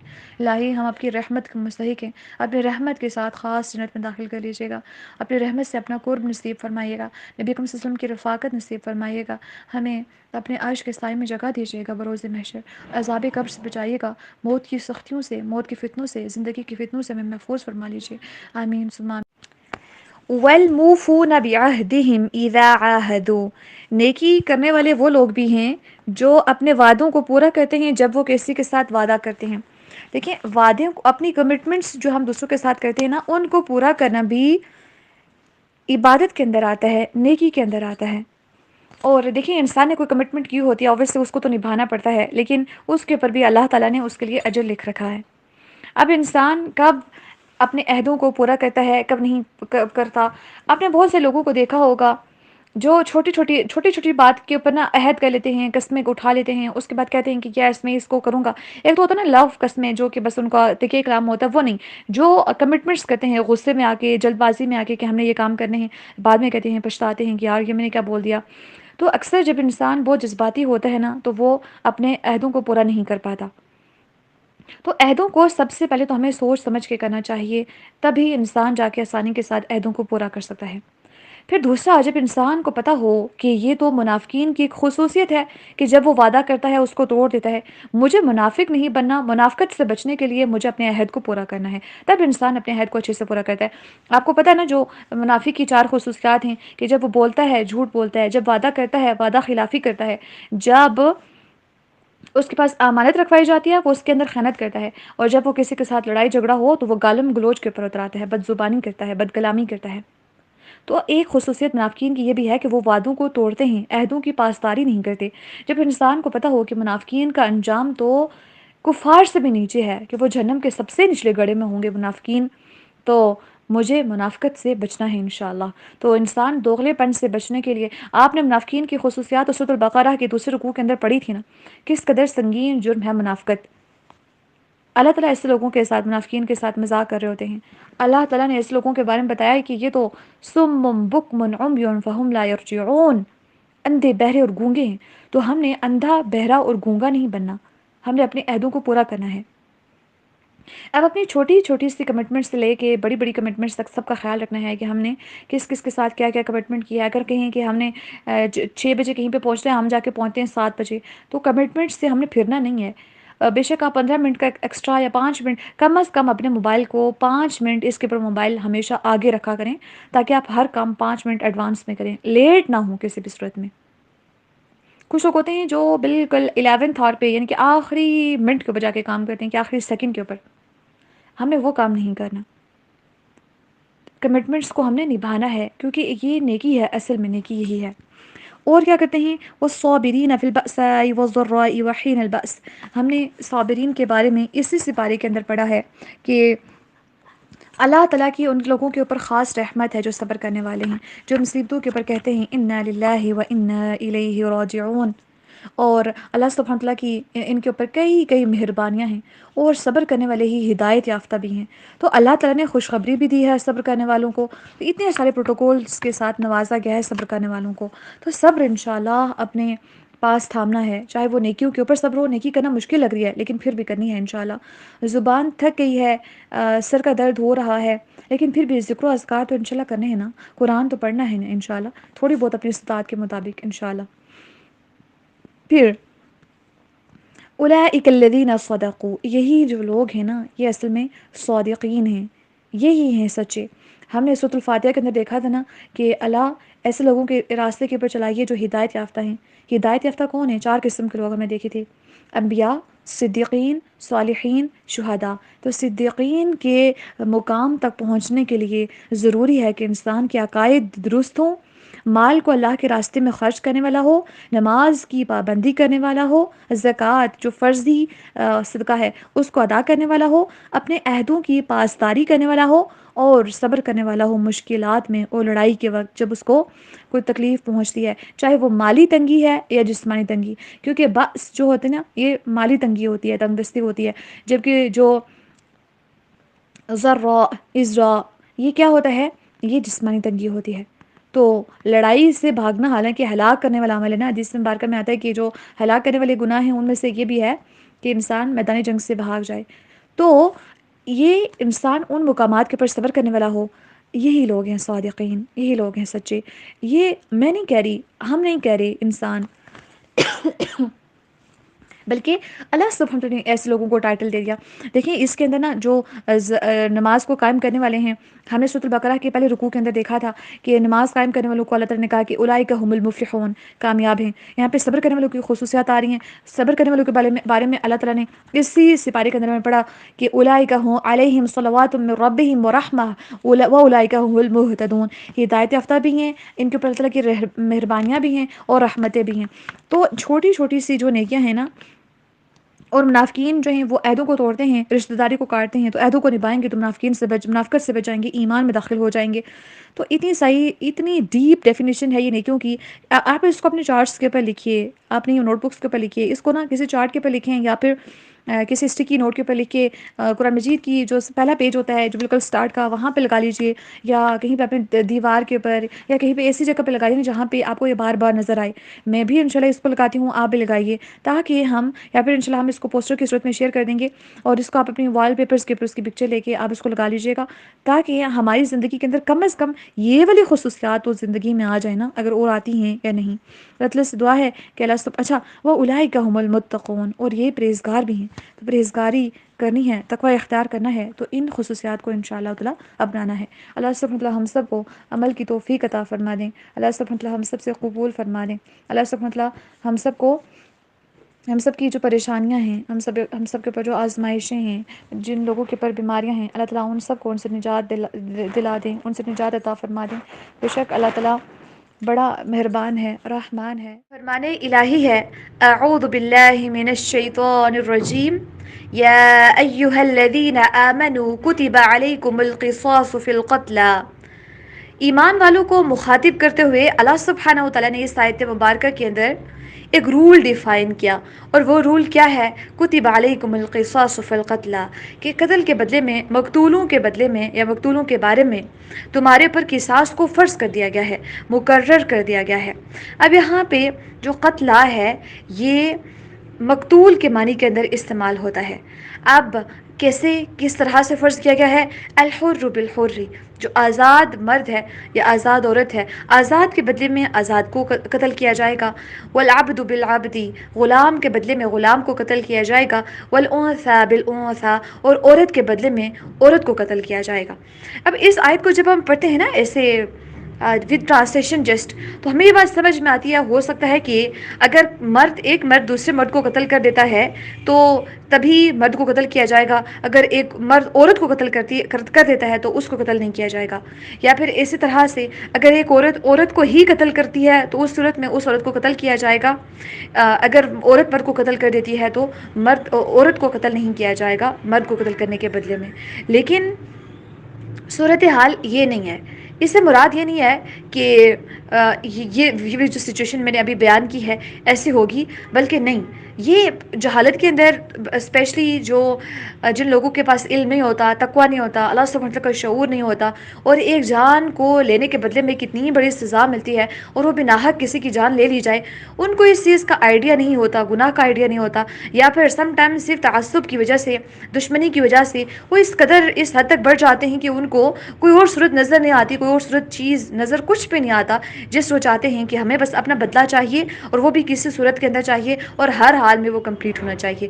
الٹیمیٹلی کیا ہوتا ہے کہ وہ پھر خاندانوں کے اندر، نسلوں کے اندر یہ قتل کا ایک سلسلہ جاری ہو جاتا ہے، پھر پورے کے پورے خاندان سم ٹائمز قتل ہو رہے ہوتے ہیں، پھر دشمنی کے اندر ایک بندہ اگر مارتا ہے تو دوسرا دشمنی کے اندر اس کو واپس اٹھ کے اسی کے کسی خاندان کے بندے کو مار دیتا ہے، بجائے قاتل کو مارنے کے اور لوگوں کو مارنے کا سلسلہ ایک شروع ہو جاتا ہے، جس کی وجہ سے یہ چیز شروع ہو جاتی ہے۔ تو اب یہ ہوا کہ جو جہالیت کے اندر بھی، اہل جاہلیت کے اندر بھی ایک جو ظلم تھا وہ یہ تھا کہ اگر کمزور قبیلے کی کوئی عورت کسی طاقتور قبیلے کے کسی مرد کو قتل کر دیتی تھی تو وہ قتل کرنے والی عورت کے بجائے اس قبیلے کے کسی بے گناہ مرد کو یا پھر متعدد مردوں کو، یعنی کہ ایک سے زیادہ مردوں کو قتل کر دیتے تھے۔ اور اسی طرح سے اگر کسی کمزور قبیلے کا کوئی غلام کسی زور آور کسی قبیلے کے آزاد آدمی کو قتل کر دیتا تھا تو اس قاتل غلام کی جگہ اس قبیلے کے کسی بے گناہ آزاد ہی کو قتل کرنے کے اوپر اصرار کرتے تھے، کہتے تھے کہ نہیں ہم غلام کے بدلے غلام کو کیوں قتل کریں، بلکہ ہم کسی ایک آزاد مرد کو آپ کے قبیلے میں سے قتل کریں گے۔ تو اس طرح سے پھر جو بے گناہ لوگ تھے ان کو قتل کرنے لگے تھے وہ لوگ۔ تو اللہ سبحانہ وتعالی نے فرمایا کہ قتل کرنے والے کے بدلے میں اسی قاتل کو ہی قتل کیا جائے، کسی دوسرے کو نہیں۔ قاتل خواہ آزاد ہے، غلام ہے، مرد ہے، عورت ہے، یہ چیز ڈپینڈ نہیں کرتی کہ وہ کون ہے، اس کا جینڈر میٹر نہیں کرتا، جو قاتل ہے اسی کو ہی قتل کیا جائے گا۔ یہ تو وہ سچویشن ہے کہ اگر ایک مسلمان کسی دوسرے مسلمان کو قتل کر دیتا ہے تو بدلے میں قاتل کو ہی قتل کیا جائے گا، لیکن اگر کوئی مسلمان کسی کافر کو قتل کر دیتا ہے تو ویسی سچویشن کے اندر کیا ہوگا کہ کسی مسلمان کو کافر کے بدلے میں قتل نہیں کیا جائے گا۔ بہت سے لوگ کہتے ہیں کہ اگر کوئی مسلمان کافر کو مار رہا ہے تو اس کے بعد مسلمان کو بھی مار دیا جائے، قتل کر دیا جائے، لیکن ایسا نہیں ہے، کیونکہ نبی اکرم صلی اللہ علیہ وآلہ وسلم نے فرمایا کہ اور یہ کہ کسی مسلمان کو کسی کافر کے بدلے قتل نہیں کیا جائے گا۔ صحیح البخاری 6915۔ اب مسلمانوں کو کافر کے بدلے میں قتل نہیں کیا جائے گا کہ مسلمان کسی کافر کا قتل کر دیتا ہے۔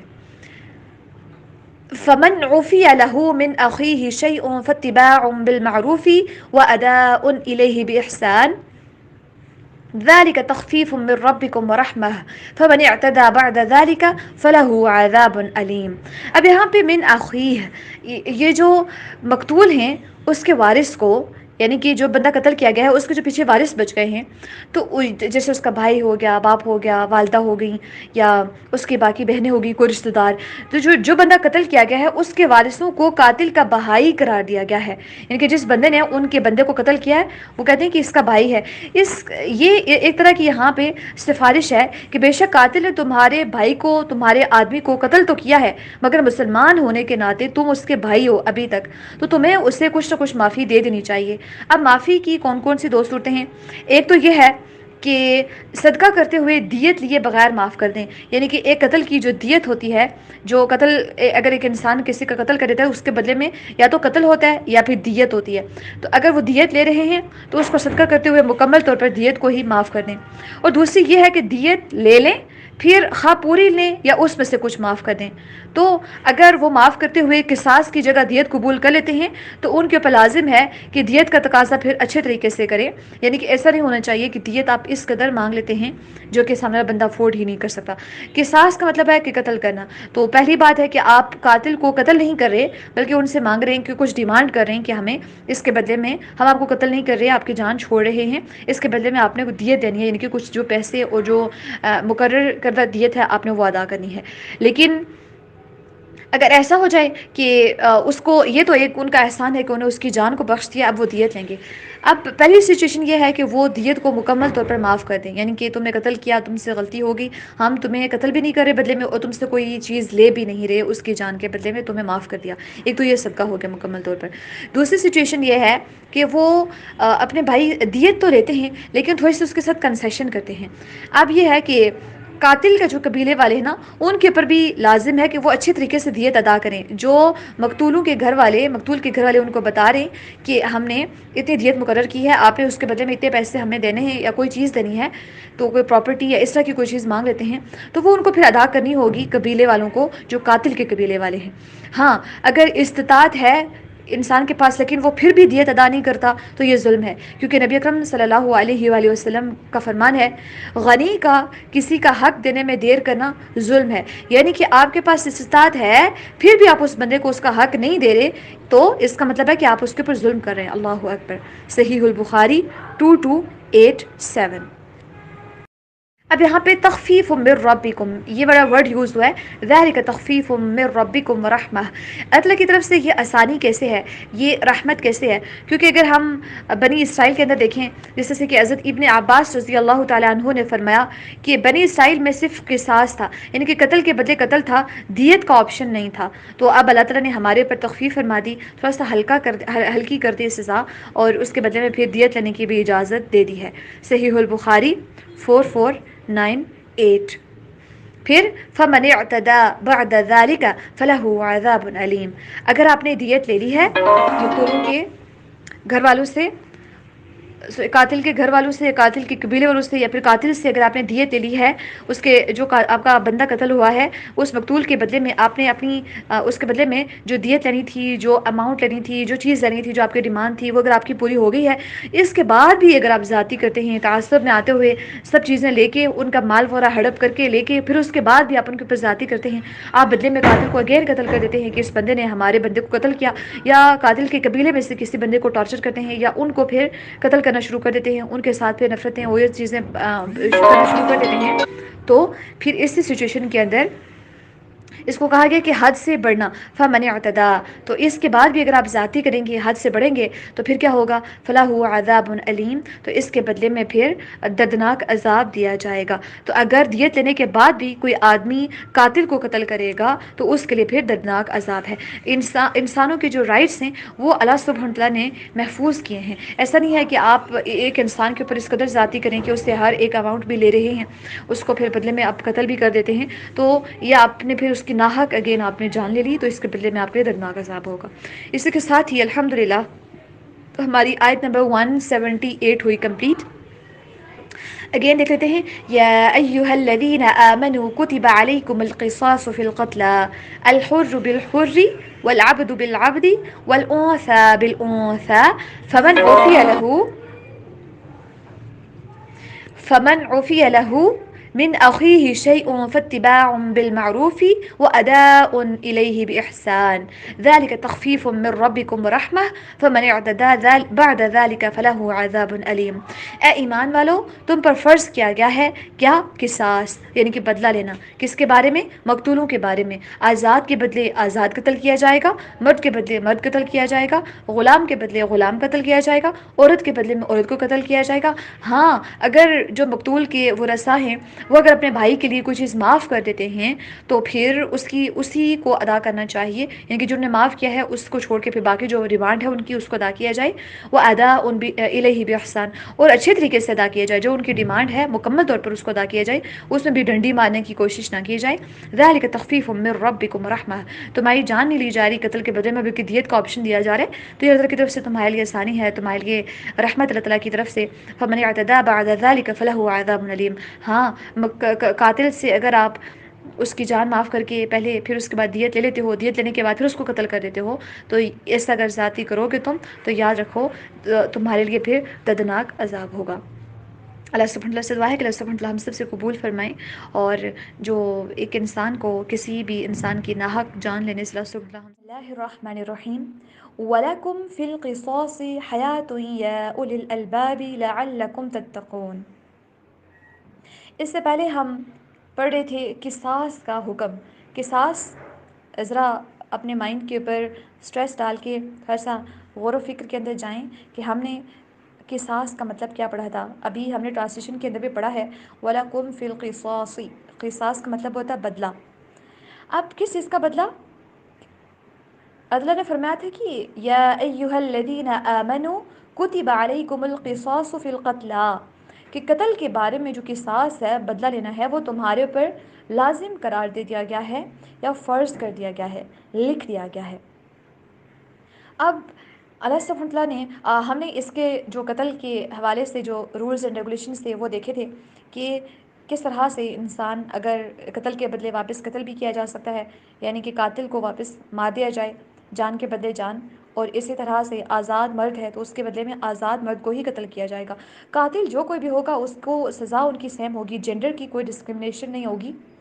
پھر ساتھ ساتھ میں ہم نے یہ بھی دیکھا کہ کوئی ایسا نہیں ہوگا کہ اگر کوئی امیر بندہ یا پھر آزاد بندہ یا کوئی بڑا اسٹیٹس والا بندہ ہے، حسب نسب والا بندہ ہے، وہ اگر کسی کو قتل کر دے تو اس کی جگہ کسی عام انسان کو، انسان تو عام کوئی بھی نہیں ہوتا، لیکن وہ اپنے غلام کو دے دے کہ میری جگہ پہ اس کو قتل کیا جائے، تو یہ بھی کوئی رول نہیں ہے اللہ سبحانہ وتعالیٰ کی نظر میں، سب برابر ہیں۔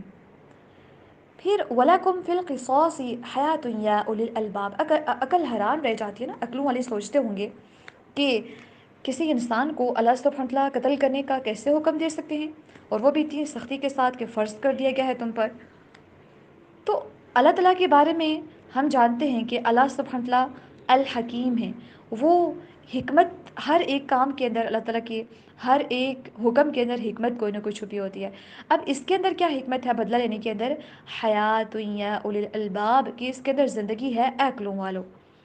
اب دیکھیں کہ اگر قصاص کے اندر یعنی کہ قتل کے بدلے قتل کے اندر کیسے زندگی ہو سکتی ہے، اس کا معنی یہ ہے کہ جب انسان کو پتہ ہوگا کہ میں نے اگر قتل کیا تو مجھے سزا ملے گی، تو اس سزا کے خوف کی وجہ سے لوگ قتل کرنے سے رک جائیں گے، اور پھر کوئی شخص بھی دوسرے شخص کے قتل کے اوپر جرت نہیں کرے گا۔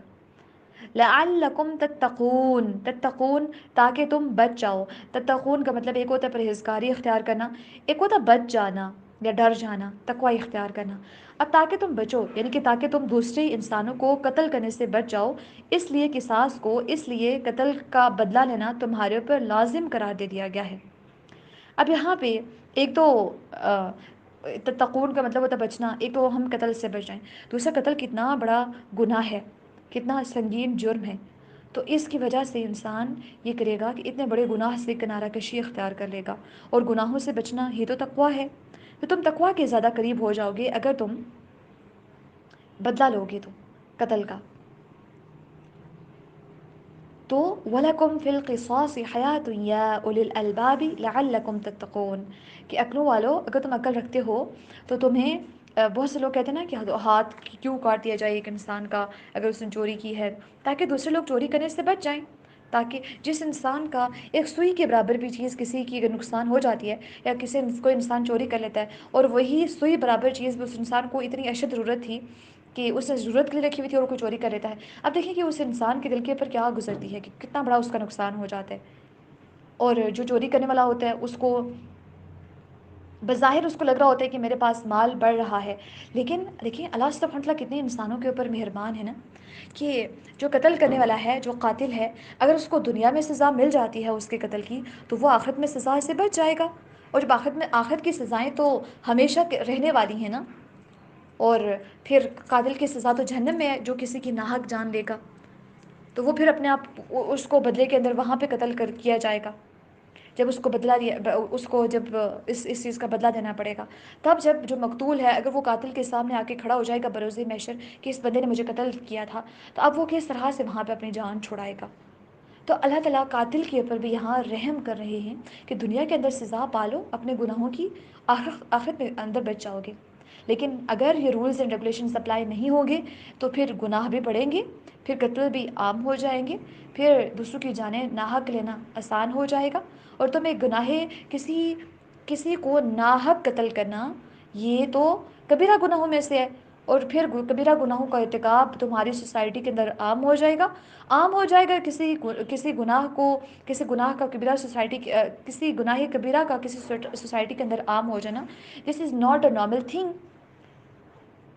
اور جب حکمران بھی روکتے نہیں ہیں یا جو صاحب اختیار ہوتے ہیں، جو علم والے ہوتے ہیں، وہ بھی اگر گناہوں کو جان بوجھ کے دیکھ کے اگنور کر جاتے ہیں، تو پھر اس بستی کے اوپر تو اللہ تعالیٰ کا عذاب لازم ہو جاتا ہے۔ تو اللہ تعالیٰ پوری بستی کو عذاب کی لپیٹ سے بچانے کے لیے اللہ سبحانہ وتعالیٰ نے حکم سیٹ کر دیا کہ گناہ کو روکو، اور اس گناہ کو روکنے کا مقصد یہ اس کا طریقہ یہ ہے کہ جو انسان کسی دوسرے انسان کو قتل کرو، بدلے میں جس بندے نے قتل کیا ہے اسی کو قتل کر دی. كتب عليكم إذا حضر أحدكم الموت إن ترك خيرا الوصية للوالدين والأقربين بالمعروف حقا على المتقين. اب یہ بھی جب انسان کسی کو موت آئے لکھ دیا گیا ہے، یعنی کہ فرض کر دیا گیا ہے، ٹھیک ہے، کتیبہ. اب یہاں پہ اگر کسی انسان کو موت آ جاتی ہے، موت کا وقت قریب پہنچتا ہے، تو اس کو حکم دیا گیا ہے کہ وہ وصیت کرے، کیونکہ موت کے آنے کے بعد وصیت تو کچھ بھی نہیں کی جا سکتی. وصیت جو ہے وہ اپنے ٹوٹل مال میں سے 1/3 حصہ کیا جا سکتا ہے. کچھ لوگ اپنی وفات سے پہلے یہ کہہ دیتے ہیں کہ جو میری پراپرٹی ہے، جو بھی چیز ہے، وہ ساری کی ساری آپ نے اللہ تعالیٰ کے راستے میں دے دینی ہے. نہیں، کیونکہ آپ اگر سارا کا سارا مال دے دیں گے اللہ تعالیٰ کے راستے میں جو آپ کی مرنے کے بعد ہے، ٹھیک ہے، آپ اگر زندگی میں خرچ کرتے ہیں تو سارا مال تو وہ اس کے اندر ممانعت نہیں ہے، لیکن جو آپ وصیت کرتے ہیں نا ٹوٹل مال کا، جو آپ چھوڑ کے جاتے ہیں ترکے کے اندر، اس میں سے صرف 1/3 1/3 حصہ آپ اس میں سے وصیت کر سکتے ہیں.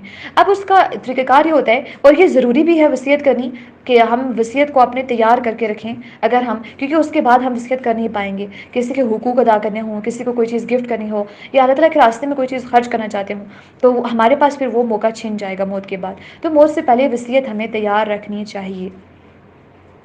ہمیں پہلے سپارے کے اندر بھی غالباً یہ چیز دیکھی تھی کہ وصیت جو ہے وہ ہمیں ہمیشہ تیار رکھنی چاہیے.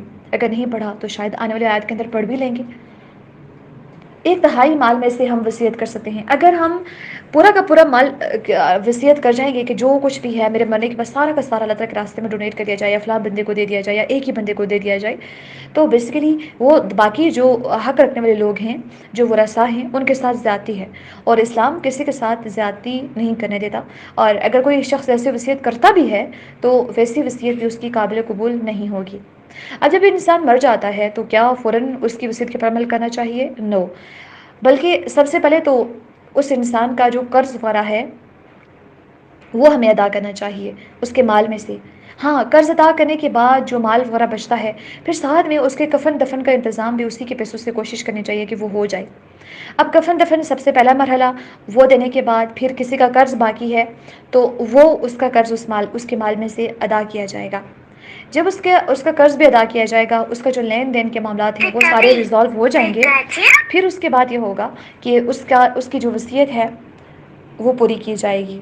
اگر اس کے بعد مال بچتا ہے تو اگر وہ تمام کفن دفن کے اندر اور اس کا قرض ادا کرنے کے اندر سارا اگر پیسہ خرچ ہو جاتا ہے، سارا مال خرچ ہو جاتا ہے، تو پھر وصیت کو پورا نہیں کیا جائے گا. اچھا، پھر اگر وصیت کو پورا کرنا ہے تو 1/3 مال، باقی جو سارا مال ہے وہ ورثاء کے اندر ڈسٹریبیوٹ ہو جائے گا. How impossible is this life and how temporary it is. کتنی مختصر ہے، اور پتہ بھی نہیں چلتا کہ آج ایک انسان ہے کروڑوں روپے کما رہا ہے، یا 10-15 سوٹس ایک ہی ٹائم پہ اگر ایک لڑکی لا کے رکھ رہی ہے اور صبح اس کی ڈیتھ ہو جاتی ہے، وہ سارا کا سارا مال اس کے ورثاء کے اندر تقسیم کیا جائے گا اور ایکولی ڈسٹریبیوٹ کیا جائے گا. جس وارث کا زیادہ حق ہے اس کو زیادہ ملے گا، جس کا کم ہے وہ اس کو کم ملے گا، اور وہ دینا لازم ہوگا لوگوں کے اوپر. اگر کوئی وہ نہیں دے گا، اچھا سارا مال ہوتا ہے، کچھ لوگ کہتے ہیں صرف پیسے اور پراپرٹی میں سے جو حصہ نکلتا ہے، نہیں، جو بھی چیز چھوڑتے ہیں، ڈریسز چھوڑتے ہیں، موبائل فونز چھوڑ جاتے ہیں، ان کی جو پرائس بن رہی ہے، ہر ایک چیز جو بھی ترکے کے اندر چھوڑی جاتی ہے چیز، تو اس کو پھر ڈیوائیڈ کیا جاتا ہے. ایک اگر گھر ہے، ایک انسان کا ٹوٹل جو سماعت ہے اس کا ایک گھر ہے، تو ایسا نہیں ہوگا کہ بھائی جو ہے وہ گھر کے پر وہ قبضہ کر کے بیٹھ جائے گا، نہیں، بلکہ وہ اپنی بہن اسی میں سے اسی گھر کو ڈسٹریبیوٹ کیا جائے گا اپنے اس کے ورثاء کے اندر. ہاں، اگر جو بہنیں ہیں وہ اگر معاف کر دیتی ہیں تو وہ الگ بات ہے. تو اس طرح سے جو مال ہے اس کو ورثاء کے اندر تقسیم کیا جائے گا جس کا جتنا حق ہے. تو جب کسی کو موت آ جائے، تو موت تو کسی بھی وقت آ سکتی ہے نا، تو اگر وصیت نہیں کریں گے تو پھر کسی کی حق تلفی کا خطرہ ہو جائے گا. تو اب یہ ہو جائے گا کہ مثلاً کہ آپ نے کسی کا قرض ادا کرنا ہے تو آپ وصیت کر جائیں کہ میرے مرنے کے بعد جو ہے وہ فلاں کا قرض ہے وہ آپ نے ادا کر دینا ہے. اور وصیت کو تیار رکھنا، یعنی کہ آپ نے کسی کا قرض لے رکھا ہے، آپ کے کسی کے ساتھ معاملات ہیں، یا آپ نے کسی کی کوئی چیز ادھار لی ہوئی ہے، آپ نے اس کو واپس کرنی ہے، یا پھر کسی نے آپ کی چیز واپس لے رکھی ہے تو آپ اس کو وصیت کر کے جائیں کہ فلاں نے میری چیز یہ دی تھی واپس لے لینا، کیونکہ آپ کے مرنے کے بعد پھر وہ جو چیز ہے ہو سکتا ہے کہ آپ کے ورثہ میں سے کسی کے کام آ جائے، تو ہمیں ان کی حق تلفی نہیں کرنی چاہیے کہ ہم مر جائیں گے تو کیا ہوا پھر دوسروں کا اگر حق ملا نہ ملا، نہیں، ہمیں ہر چیز کا خیال رکھنا چاہیے، اور حقوق العباد، اور سب سے پہلے اپنے گھر والے جو آس پاس ہیں ان لوگوں کے جو قرابت دار ہیں ان کے حقوق بھی زیادہ بن رہے ہوتے ہیں۔ تو اس کی اہمیت کا اندازہ ہم اس حدیث مبارکہ سے بھی لگا سکتے ہیں کہ رسول اللہ صلی اللہ علیہ وآلہ وسلم نے فرمایا، کسی مسلمان آدمی کا حق نہیں کہ جس کے پاس کوئی چیز ہو جس میں اسے وصیت کرنا ہو تو وہ 2 راتیں اس کے بغیر گزارے کہ اس کی وصیت اس کے پاس لکھی ہوئی ہو۔ تو 2 راتیں بھی ایسی نہیں گزرنی چاہیے جن کے اندر وصیت نہ لکھی ہوئی ہو۔ آپ اس میں وصیت یہ بھی کر سکتے ہیں کہ میرا جنازہ کون پڑھائے گا، مجھے کفن دفن کا انتظام کون کرے گا۔ بیسٹ یہ ہے، آج کل مرنے کے بعد بہت سی بدعات ہو رہی ہوتی ہیں کہ میرے مرنے کے بعد یہ فلاں فلاں رسومات ادا کیے جائیں، جو کہ ساری کی ساری جو ہے بدعات کے اندر آتی ہیں، اور بدعت ہمیں پتہ ہے کہ گمراہی ہے، اور گمراہی کا ٹھکانہ تو آگ ہی ہوتا ہے نا۔ تو ہم یہ کہہ سکتے ہیں کہ ہمیں جو اہل توحید میں سے ہے، اور جو توحید پرست ہے، اور جو اہل حق جو بندہ ہے، وہ اہل حق علماء میں سے کوئی میرا جنازہ پڑھائے، کوئی مجھے کفن وہ لڑکی دے، جو غسل مرنے کے بعد وہ لڑکی دے جو کہ اہل حق ہے، جو بدعات سے دور ہے، پھر اس کے بعد اپنے کسی ورثہ کو یہ وصیت کر جائیں کہ میرے مرنے کے بعد جو سوئم ہو رہا ہوتا ہے، پھر 15ویں شاید ہو رہی ہوتی ہے، پھر 40ویں، اور اس طرح کی جو رسومات ہیں جو کہ اسلام کے اندر ہمیں کبھی نہیں ملا کہ ایسی کوئی بات ہو رہی ہے، صحابہ اکرام نے کیا ہو یا نبی اکرم صلی اللہ علیہ وسلم نے کیا ہو، تو ہم ان کو اسی سے بھی روک کے جائیں۔ تو ہم کسی کو وصیت کر کے جائیں کہ میرے مرنے کے بعد یہ کام نہیں ہونا چاہیے، اور وصیت کم از کم قابل جو اعتبار بندہ ہے اس کو دی جائے، اور جو اس کو رسپیکٹ دے گا، جو اس کے بعد اس کے پر عمل کر پائے گا، اور جو اس کے پاس استطاعت ہے کہ وہ کر پائے گا، اس کو یاد رکھ پائے گا، اس کو محفوظ کر پائے گا، اور وہ اتنا ہی بھی کچھ ہوتے ہیں بالکل نان سیریس، جن کو اس چیز سے کوئی غرض نہیں ہوتی کہ کسی کی وصیت ہے اس کو کوئی ویلیو بھی نہ دیں، تو ایسے لوگوں سے ہٹ کے بلکہ ہمیں دیکھ بھال کے پھر جس کو دیکھنا چاہیے، پرکھنا چاہیے کہ کس کو ہمیں وصیت کر کے جانا چاہیے۔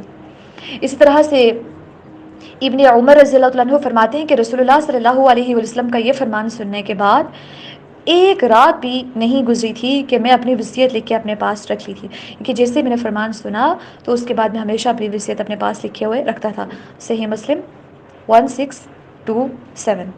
اب ہم اس بات کو تو جانتے ہیں کہ جو ورثاء ہے نا ان کا وصیت میں کوئی حق نہیں ہے، یعنی کہ یہ آیت بیسیکلی منسوخ ہو چکی ہے، یہ حکم منسوخ ہو چکا ہے۔